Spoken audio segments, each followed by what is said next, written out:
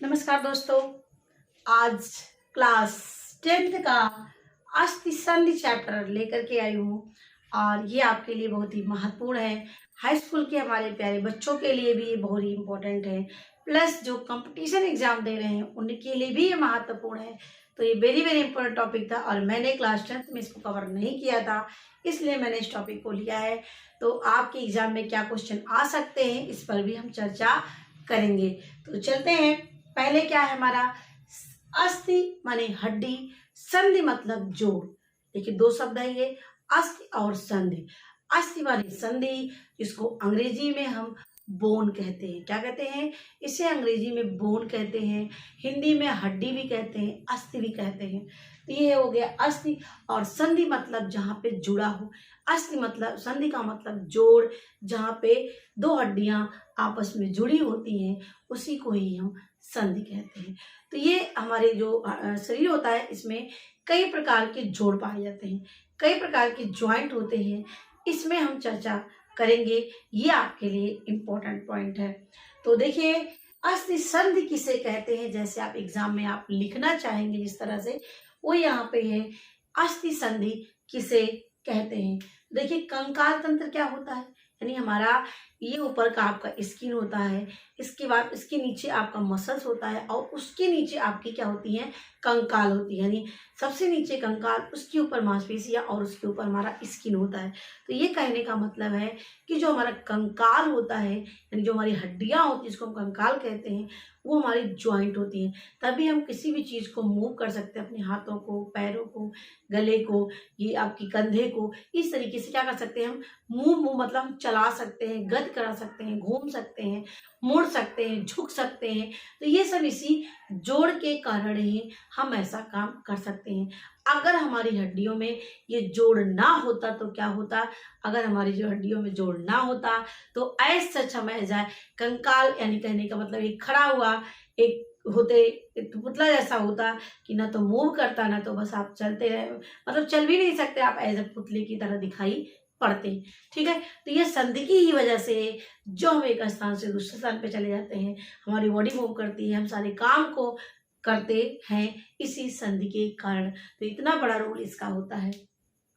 तो देखिए कंकाल तंत्र में क्या होता है, दो या दो से अधिक अस्थियां, यानी दो हड्डी या दो से अधिक हड्डी, दो हड्डी या दो से अधिक हड्डी आपस में, यानी आपस में परस्पर एक दूसरे से क्या होती है, एक दूसरे से ये होती है, ये आपस में जुड़ी होती हैं। और जुड़ने के ही स्थान को हम क्या कहते हैं, संधि। यानी जहां पर दो हड्डियां आपस में जुड़ी, ऐसी ये हमारी कोहनी की हड्डी हुई, ये हमारे कंधे की हड्डी हुई, ये देखिए आपस में जुड़ी हुई है, ये हमारी देखिए यहाँ का उंगली का ये पोर्शन, ये हमारी कलाई यहाँ से जुड़ी होती है। तो सब क्या है, जिसकी वजह से हम मूव हमारी बॉडी करती है। तो यानी ये परस्पर संबंध होने के स्थल, स्थल मतलब जहाँ स्थान होता है, जहाँ पे जुड़ी होती है, स्थल या स्थान को ही हम क्या कहते हैं, संधि कहते हैं। तो कंकाल तंत्र में, यानी जो हमारी बोन है, वो हड्डियां जो हमारी है, कंकाल तंत्र में दो या दो से हड्डी, दो से अधिक हड्डी, जहां पर यानी जिस स्थान पर आपस में जुड़ी होती हैं उसे ही अस्थि संधि कहते हैं। यानी हड्डियां जोड़ रही तो अस्थि संधि होगी, जाहिर सी बात है। अब इनका क्या रोल है, क्या महत्व है, देखिए क्वेश्चन आपका आता है कि अस्थि संधि का क्या महत्व है, अस्थि संधि से क्या लाभ है, अस्थि संधि की क्या उपयोगिता है हमारे शरीर में। ये तीनों शब्द आपके क्या है, एक होते हैं, इनका मतलब भी होता है और इनके क्वेश्चन आते हैं तो तीनों में से कोई भी शब्द है तो इसका आंसर भी आपको एक ही होता है, एक ही आपको लिखना है। तो महत्व, लाभ या उपयोगिता कोई भी शब्द आपके यहाँ है तो ये एक ही क्वेश्चन की बात कर रहा है। ठीक है, तो हमारा अस्थि संधि होगा तो क्या होगा, भी मैंने आपको सब चीजें बता ही दिया है कि हमारे शरीर को गति प्रदान करती है। अगर ये नहीं होगा तो मांस का एक लोथड़ा होता, और ये अगर जुड़ा ना होता, यानी हमारी कंकाल ना होती और कंकाल हमारा जुड़ा ना होता तो हम मूव भी नहीं कर सकते थे। ठीक है, तो ये हमारे शरीर को गति प्रदान करता है, झुकना, बैठना, उठना, चलना, दौड़ना, सारा काम हमारा कौन करता है, अस्थि संधि के ही माध्यम से संभव होता है। शरीर में झुकाव बिल्कुल सही है, देखिए हम झुक रहे हैं तो झुकाव के लिए हमारी जो बैकबोन होती है वो मूव कर रही है, जिसकी वजह से हम झुक पा रहे हैं। अगर नहीं मूव करती तो हम झुक नहीं पाते। ठीक है, श्वास लेना, देखिए ये हमारी जो होती है यहाँ पे रिप पाई जाती हैं और ये जो रिब होती हैं, ये रिब में जो हमारी हड्डियां होती हैं, दो फ्लोटिंग हड्डियां होती हैं, जो क्या होती हैं, ये तैरती हैं। क्या होती हैं, जैसे हम लोग सांस लेते हैं तो ये हमारे नीचे की तरफ बैठ जाती है, मतलब अंदर की तरफ धस जाती है। तो जब हम ले सांस छोड़ते हैं इस तरह से, मतलब ये जो नीचे की जो हड्डी होती है, पसलियाँ, वो क्या करती हैं, वो जुड़ी नहीं होती, बल्कि वो फ्लोट होती है। एक स्थान पे जुड़ने के बाद वो फ्लोट करती है, यानी वो सेट नहीं हो, जैसे जैसे हम सांस लेते हैं वैसे वैसे उठती हैं। तो ये इसी की वजह से हम क्या करते हैं, सांस ले पाते हैं। अगर ये फ्लोटिंग जिसको बोलते हैं, तैरती हुई रिब जिसको बोलते हैं, अगर ये हमारे शरीर में ना हो, टूट जाए किसी कारणवश, तो व्यक्ति की डेथ हो जाएगी। क्यों? क्योंकि यही हमें सांस लेने के लिए संभव बनाती है। ठीक है, तो नेक्स्ट हमारा आता है मस्तिष्क के विकास में। देखिए, तो मस्तिष्क के विकास के लिए क्या होता है, तो ये मस्तिष्क हमारा, क्योंकि हमारे ये जो ऊपर का हमारा ये कवर होता है, जिसकी वजह से हमारी मस्तिष्क सुरक्षित होता है, और ये क्रेनियम होता है जो एक उसका काम करता है, उसको सुरक्षा करने का मस्तिष्क का, और उसके अंदर हमारा मस्तिष्क क्या है, सेफ रूप में सुरक्षित है हमारी बॉडी में। तो मस्तिष्क के विकास के लिए भी हड्डी का जरूरत है। अगर ये हमारी हड्डियां में नासंदी यहाँ पे जुड़े होकर के उसको सुरक्षा प्रदान कर रही हैं, तो इस तरह से ये क्या होती है, इसके अंदर हमारी ये पाई जाती हैं हमारी हड्डियां, अस्थि संधि, और अस्थि संधि के अंदर ही हमारी क्या पाई थी, मस्तिष्क पाया जाता है। तो अगर ये जोड़ ना होता तो हमारी हड्डियां भी क्या, हमारी मस्तिष्क भी आपस ये सेफ ना होता। तो ये हमारे मस्तिष्क के विकास के लिए जो है हड्डियों की जोड़ जो है आवश्यक होती हैं या लाभप्रद होती हैं। तो ये मुख्य याद करना, गति प्रदान करती हैं, झुकाव करते हैं, और सांस लेते हैं, और मस्तिष्क के विकास में सहायक होते हैं। अब आता है हमारे प्रकार, यानी मस्तिष्क के अस्थि संधि के कितने प्रकार होते हैं। तो अगर आता है तो मुख्य रूप से केवल दो होती हैं। कितनी होती हैं? दो होती है। एक होती है आपकी अचल संधि होती है, और दूसरी होती है चल संधि। एक अचल संधि और दूसरी होती है चल संधि। जो अचल संधि होती है इसको अंग्रेजी में बोलते हैं इमूवेबल। क्या बोलते हैं? इमूवेबल। क्या? IMMOVABLE, इमूवेबल, जिसमें गति ना हो उसे इमूवेबल बोलते हैं। और इसका नाम क्या है? हिंदी में बोलते हैं रेशेदार संधि, और अंग्रेजी में बोलते हैं फाइब्रस संधि। फाइब्रस संधि, रेशेदार संधि, और या आपकी अचल संधि या इमूवेबल संधि। इसमें से कोई शब्द आए तो जान लीजिए इसी की बात कर रहा है, यानी अचल संधि की बात कर रहा है। इमूवेबल, फाइब्रस, और इसके साथ साथ आपके रेशेदार और अचल संधि, ये सब एक ही नाम होते हैं। ठीक है। अब अचल संधि का मतलब इसमें गति ना हो। देखिए, चल मन इसमें गति हो, इसमें आ शब्द है, इसका अपोजिट हो गया। तो जिसमें गति ना हो, जो चले ना, एक जगह पर टिका हुआ है, उसमें कोई मूवमेंट नहीं है, इसी को हम बोलते हैं अचल संधि, जो एक जगह पर एक ही स्थान पर टिका हुआ है। ठीक है।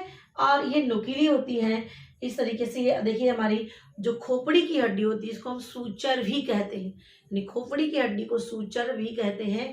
तो याद रखना, अगर पूछा गया सूचर संधि कहाँ पाई जाती है, तो सूचर संधि जो होती है आपकी किसे पाई जाती है? खोपड़ी है, इस खोपड़ी को सूचर भी कहते हैं। ठीक है। और दांत, यानी खोपड़ी में, और दांत आपका किस संधि के अंतर्गत आते हैं? अचल संधि के अंतर्गत आते हैं। क्योंकि देखिए, दांत भी आपका एक स्थान पर टिका, ऐसा नहीं है कि ये दांत आगे हो जाए, दांत पीछे हो जाए, ऐसा तो नहीं है। ऊपर वाला, यानी ऊपर के जो दांत होते हैं वो नीचे चले जाए, नीचे के दांत ऊपर चले जाए, ऐसा संभव नहीं है। ये जैसे जन्म से ही बना हुआ है, उसी से ही ये, उसी के अनुसार ये टिका रहता है, उसमें कोई परिवर्तन नहीं होता है। उसी तरीके से हमारे देखिए मस्तिष्क भी है। अब देखिए, एक ही जगह पर टिका है, भले हम इधर उधर मूव करते हैं, ऊपर नीचे करते हैं, लेकिन क्या है, ये एक ही स्थान पर टिका हुआ है हमारा दिमाग। ये भी इधर से उधर कहीं मूव नहीं कर रहा, बल्कि हमारा ये आपका पेट संध होती है, जिसकी वजह से हमारे गला मूव करता है, लेकिन हमारे मस्तिष्क में कोई परिवर्तन नहीं होता। जहाँ पे जो टिका है वहीं पर वो टिका हुआ। अगर टिका नहीं है, यानी अगर आपको कहीं चोट लग जाए, कहीं एक्सीडेंट हो गया, तो ये आपका घूमने लगता है, मूव करने लग सकता है, यानी वो आपकी फिर काम उस तरह से नॉर्मल वे में नहीं करती है। तो ये आप जान गए अचल संधि को रेशेदार संधि, इमूवेबल संधि या फाइब्रस संधि के नाम से जानते हैं। ये कहाँ पाई जाती है? दांतों में पाई जाती है और हमारे खोपड़ी में पाई जाती है। ये आपकी हो गई अचल संधि। अब आती है हमारी चल संधि। चल संधि को हम बोलते हैं मूवेबल संधि। क्या बोलते हैं? मूवेबल संधि। मूवेबल, इसमें गति हो, मतलब जिसमें गति हो। अब देखिए, यहाँ पे अचल था, यहाँ पे चल था। चल मतलब इसमें जो गति कर सके उसे चल संधि कहते हैं। ठीक है, अभी क्या है हमारे इच्छा अनुसार, किसके अनुसार, ये हमारी इच्छा अनुसार किसी भी दिशा में गति कर सकती है, यानी जो चल संधि होती है किसी भी दिशा में गति कर सकती है, यानी हाथों को ऊपर कर सकते हैं, नीचे कर सकते हैं, इधर अगल बगल हम सब क्या कर रहे हैं, घुमा रहे हैं। ऐसे हम पैरों से भी कर सकते हैं, उंगलियों को इस तरह से कर सकते हैं, ये हमारी मर्जी के ऊपर है, हम अपनी इच्छा अनुसार इसको मूव करा सकते हैं। ठीक है, तो ये हमारे ऊपर डिपेंड से चल संधि कहते हैं। लेकिन यहाँ पे एक संधि, इसी के अंतर्गत दो संधि आती हैं, एक अपूर्ण संधि आती है और एक पूर्ण संधि आती है। देखिए, अपूर्ण जो संधि होती है इसे हम बोलते हैं स्लाइटली मूवेबल। स्लाइटली का मतलब होता है जो हल्का सा मूव करे। क्या है, स्लाइटली का मतलब होता है, स्लाइटली का मतलब होता है जो हल्का सा मूव करे, वो हमारा स्लाइटली मूवेबल होता है। ठीक है, और ये इसी को हम अपूर्ण कहते हैं। अपूर्ण मतलब होता है जो धीरे से गति करे, थोड़ा सा गति करे उसमें, यानी पूरी तरीके से चलना हो लेकिन थोड़ा सा मूवमेंट हो, उसे स्लाइटली मूवमेंट कहते हैं। और ये कहाँ पे पाई जाती है, एक हमारी रिब में पाई जाती है और दूसरा हमारा बैकबोन में पाई जाती है। कैसे, देखिए बैकबोन में क्या है, हम झुक रहे हैं, ठीक है, हम इधर कर रहे हैं, हम इधर मूव कर रहे हैं, दाहिने बाइने मूव कर रहे हैं, तो किसकी वजह से हो पा रहा है उतना, इससे ज्यादा अगर मुझे इस तरह से करना हुआ, उस तरह से हम पूछे, मतलब कि जिस तरीके से हमारा ये मूवमेंट है ये केवल हमारे किसके, स्लाइटली मूवमेंट की वजह से जो हम हल्का से इसमें गति होती है। लेकिन यदि ज्यादा होने लगती है तो कभी कभी क्या होता है, हड्डियां अगर दुर्घटना से टूट जाती हैं तो वो मूवमेंट नहीं रह जाता है। ठीक है, तो ये हमारे लिए बहुत ही अमूल्य है हमारी बैकबोन। तो जिसमें हल्का सा मूवमेंट होता है वो स्लाइटली मूवमेंट में आते हैं। ठीक है, तो ये कहाँ पे पाए जाते हैं, रिब। अब रिब में देखिए हम सांस लेते हैं, देखिए रिब में जो हमारी बीच की हड्डी होती है इसको हम स्टर्नम कहते हैं। क्या कहते हैं इसको, स्टर्नम हड्डी कहते हैं। कौन सी, जो हमारे बीच में पाई जाती है। और इसके ये हमारी स्टर्नम होती है और इससे हमारी, देखिए हमारी कौन सी है, ये छाती की हड्डी होती है, इसको रिब कहते हैं। ये जहां से जुड़ी होती है ये आपकी जो होती है, ये इसी को हम वो बोलते हैं, ये आपका स्टर्नम हुआ। ठीक है, ये आपकी पसलियां हुई और ये आपकी उपास्थि होती है। ठीक है, तो ये आप चीज याद रखना, ये आपके लिए वेरी वेरी इंपॉर्टेंट है। ये आपकी, और देखिए यहाँ पे जो मैं बताना चाह रही थी आपका, यहीं पे आपकी फ्लोटिंग रिब पाई जाती है। कौन सी पाई जाती है, ये आपकी फ्लोटिंग रिब पाई जाती है, जिसकी वजह से हम सांस ले पाते, क्योंकि ये क्या होती है, ये तैरती है, ये ऊपर नीचे करती है, जिसकी वजह से हम सांस ले पाते हैं। ठीक है, तो ये आपको याद हो गया होगा। ये हमारे क्या होते हैं, ये बैकबोन, सॉरी ये आपकी रिब्स और ये पीछे हमारा बैकबोन होती है, जिसकी ये हमारी इसमें आती है, स्लाइटली मूवमेंट में आती है। ठीक है, अब आता है पूर्ण। पूर्ण का मतलब जो फ्री रूप में चल सके, इसको बोलते हैं फ्री मूवेबल। फ्री मतलब जो पूर्णता हमारे बस में होता है, हम किसी भी तरीके से मूव कर सकते हैं, ये हमारा फ्री मूवेबल में आता है। ठीक है, तो ये पूर्ण संधि आती है। अब देखिए इसमें एक नाम और है इसका, साइनोबियल, यानी जो आपकी पूर्ण संधि होती है इसका एक नाम और, जैसे इसका स्लाइटली मूवेबल है ऐसे इसका नाम है साइनोबियल। क्यों साइनोबियल कहते हैं ये भी जान लीजिए।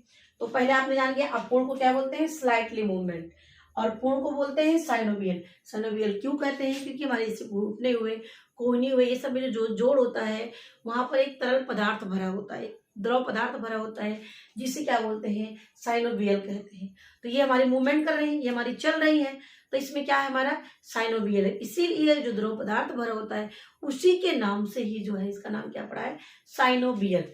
ठीक है, तो ये साइनोबियल होता है, किसमें आता है, ये पूर्ण संधि का नाम फ्री मूवेबल है या साइनोबियल नाम से भी इसको जानते हैं। अब हम जो चर्चा करेंगे मुख्य रूप से आपके चल संधि कितने प्रकार की होती है, इस पर हम चर्चा करेंगे, जो आपके परीक्षा की दृष्टि से भी महत्वपूर्ण होते हैं। तो पहला आपका कब्जेदार संधि, दूसरा कंदुकखलिका, तीसरा खूंटीदार, चौथा फिसलन और पांचवा सैडल। ठीक है, ये हमारे 5 प्रकार के यहाँ पर हम चर्चा करेंगे। अब देखिए यहाँ पर है कब्जेदार संधि।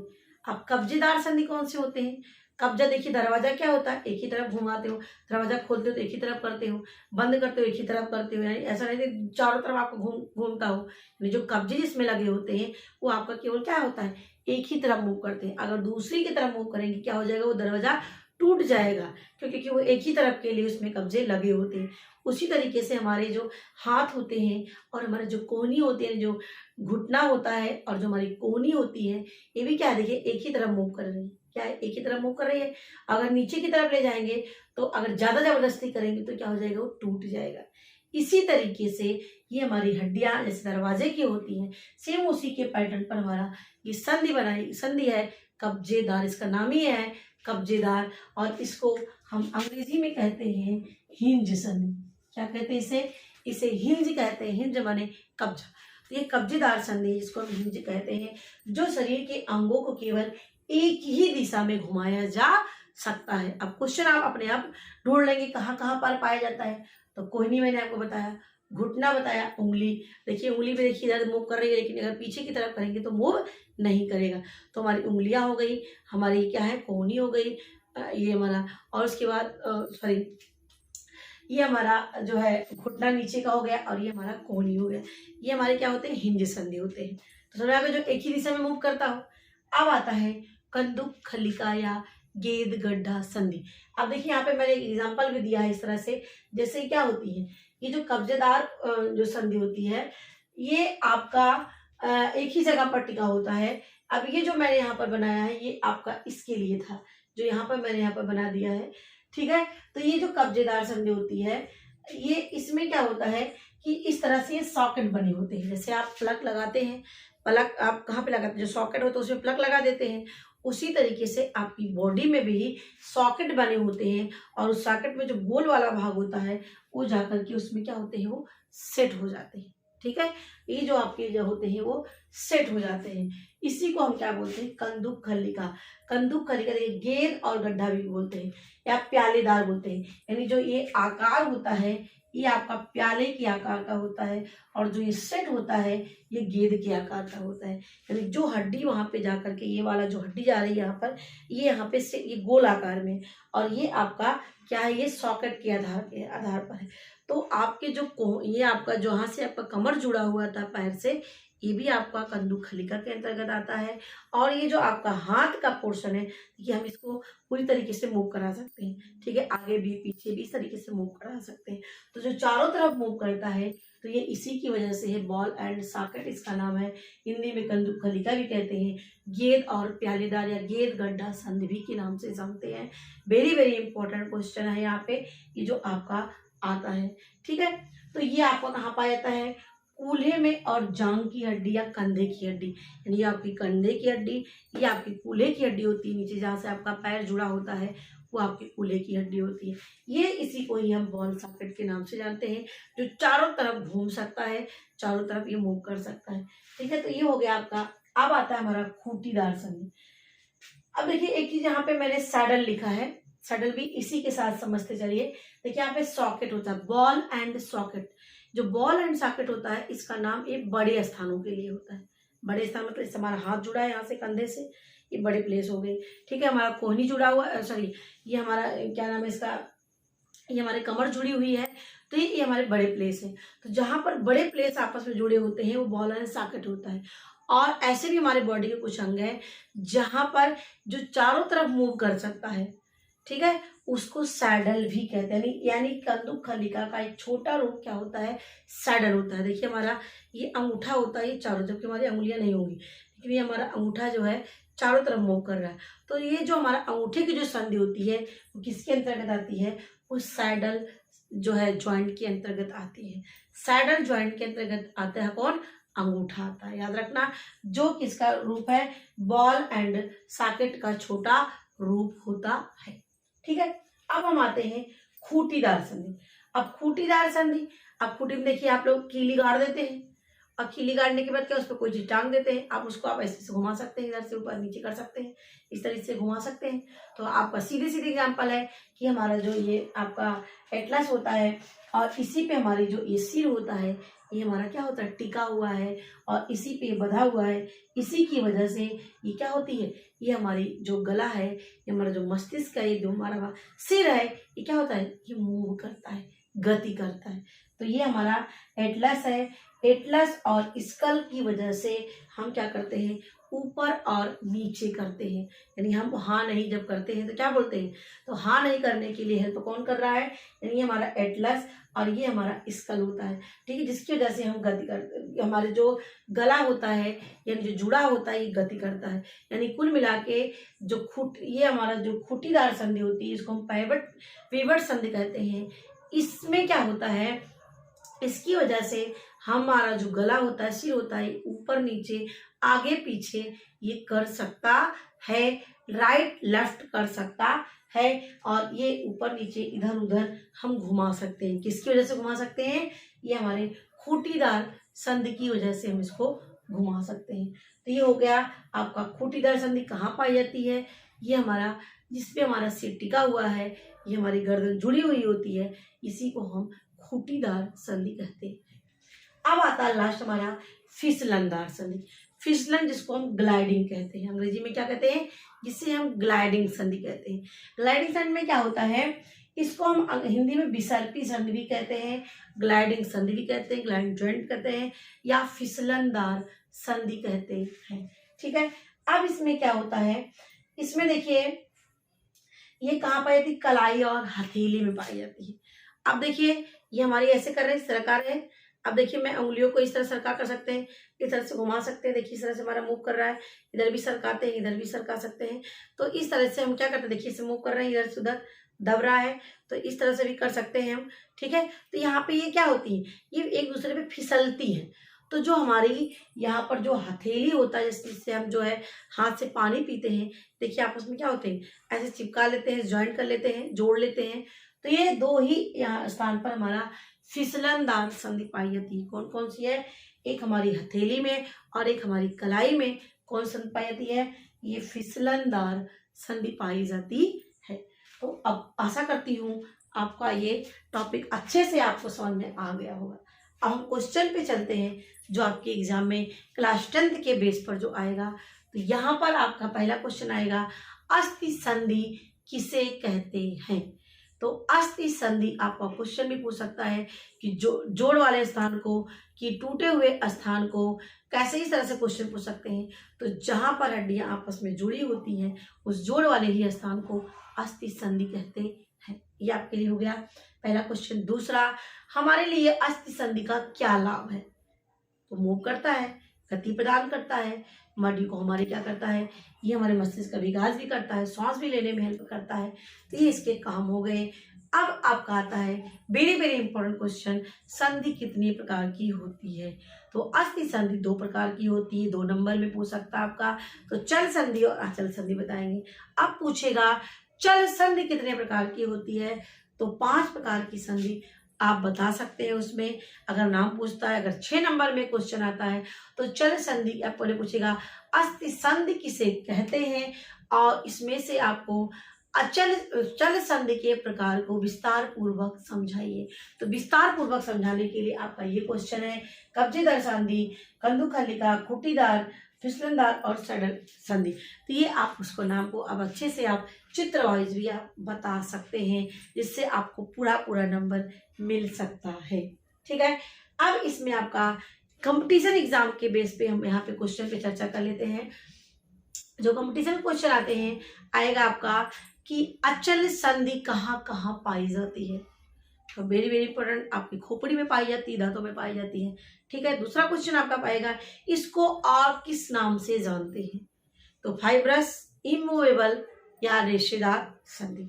तो ये आपका हो गया। अब क्वेश्चन आ सकता है आपका कि इसमें जो हमारी जहाँ पे ज्वाइंट होता है हमारी हड्डियां, वहां पर किसकी वजह से ये मूव करते हैं, क्या पाया जाता है। इस तरीके से आपसे क्वेश्चन पूछ सकते हैं। तो इसका आंसर होगा साइनोवियल। क्या है, साइनोवियल द्रव भरा होता है, जिसकी वजह से हमारी जो हड्डियां होती हैं आपस में मूव करती हैं। अब क्वेश्चन पूछ सकता है आपसे घुमा करके कि वृद्धावस्था में क्या चीज की हड्डियों में कमी हो जाती है, या क्या चीज की अधिकता हो जाती है, जिसकी वजह से जो है दर्द होना शुरू हो जाता है, गठिया रोग हो जाता है। तो वेरी वेरी इंपॉर्टेंट क्वेश्चन इस तरह से आपको घुमा से पूछ सकता है। तो आपका आंसर होगा यूरिक एसिड, यानी हमारी हड्डियों के जोड़ जहाँ पे होते हैं वहाँ पर यूरिक एसिड के बढ़ जाने से और साइनोवियल द्रव के घट जाने से जो है दर्द शुरू हो जाता है, गठिया रोग हो जाता है, जिसकी वजह से उठने में, बैठने में, चलने में दर्द होता है। तो याद रखना क्या बढ़ जाता है, यूरिक एसिड। क्या कम हो जाता है, साइनोवियल द्रव की कमी हो जाती है। इस तरीके से आपसे क्वेश्चन घुमा के पूछ सकता है। अब आपका पूछ सकता है कि जो कब्जेदार संधि होती है वो किस किस स्थान पर पाए जाते हैं। तो आपको ये तो हो गया। अब देखिए यही क्वेश्चन आपको बनाना है। यदि आप देख रहे हैं तो क्वेश्चन उसी टाइम आप नोट्स बनाइए, उसी टाइम उसी पेज में ही आप क्या कर लेंगे, क्वेश्चन को नोट डाउन कर लेंगे, जिससे आपको हमेशा के लिए इससे संबंधित क्वेश्चन कोई आए, आपका कोई क्वेश्चन गलत ना हो। ठीक है, तो ये आपका यहाँ से क्वेश्चन पूछ सकता है। अब आपका क्वेश्चन यहाँ पे और भी पूछ सकते हैं, जैसे फिसलनदार संधि कहाँ पाई जाती है।